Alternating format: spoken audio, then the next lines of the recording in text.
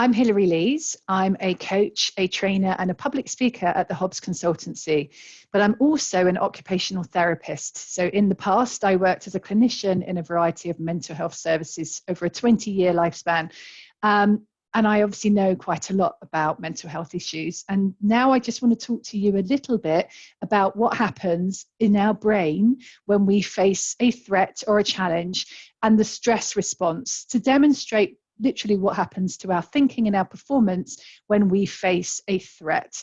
So as you can see on the slide here, there is a sort of a pointer looking at the amygdala, this tiny little almond-shaped part of our brain. It's found at the base of our skull as it meets the spinal column at the back here. And I want to talk about the amygdala and the impact that it has when we face stress. But the only way I can demonstrate what happens to our brain, because the one I have in my head I'm currently using, is to use our hands. So I'm going to stop sharing the slide and I'm going to demonstrate a little bit of the neuroscience of what goes on in our brain when we are facing stress and anxiety. So if you could put your hand up for me, and then I want you to cross your thumb across your palm.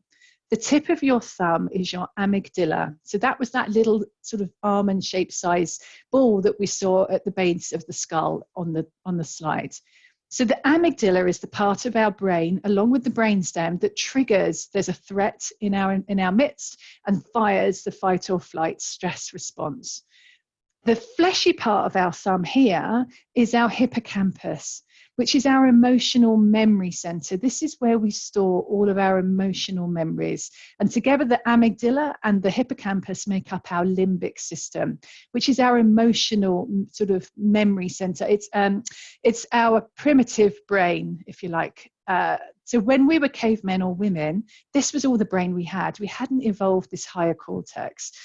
And the fight or flight response was literally a survival mechanism to help us to deal with predators, to deal with threats, be it volcanoes exploding or rival tribespeople coming out with spears. And it would trigger, when the amygdala would fire, a physiological response, which we're going to go into in the coming slides. But suffice to say, the heart beats faster, we get sweaty palms, the digestion, the blood gets diverted to the arms and the legs so that we are stronger, and to the head, so that we are stronger and more able to fight this predator or to flee. So that's the physiological basis of this survivor brain, if you like.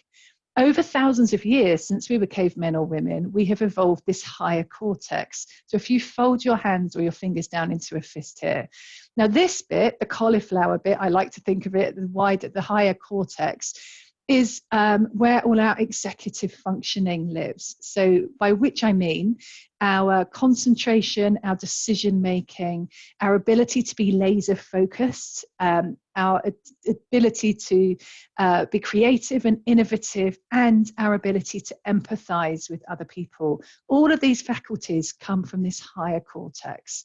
So ideally, when we're at work or in our wider lives, we want both parts of our brain, survivor brain, higher brain, to be working in tandem for our benefit.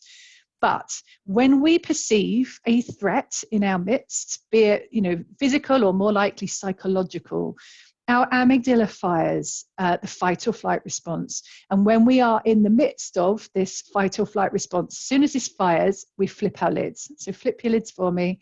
And we lose up to 60% of our rational thinking brain when we're caught in the grips of this amygdala hijack, some people call it. And we get very heady, very reactive, very negative, sometimes quite aggressive. We do and say things that we might regret. It's like the red mist descends. And what we need to do is learn how to switch this off in order to get our full faculties back, in order to focus on the challenge in hand, rather than be the reactive animal, really, which is what this part of our brain is. It's our animal brain. What tends to happen is that we have micro stressors in our day-to-day lives, and also some macro stressors, some major life events that, again, keep this flippy lid thing going. And if we're not careful, we end up having this reaction on and off throughout the day, which is then when the sort of stress prolongs and leads to anxiety issues. So we're going to talk through in the coming slides about the physiological response, the way it affects our thoughts, our feelings, and our behaviours. And we're going to talk more importantly about how we can switch this off so that we can manage that stress or anxiety response and bring the best of ourselves to the challenges or situations that we face. Hope that helped.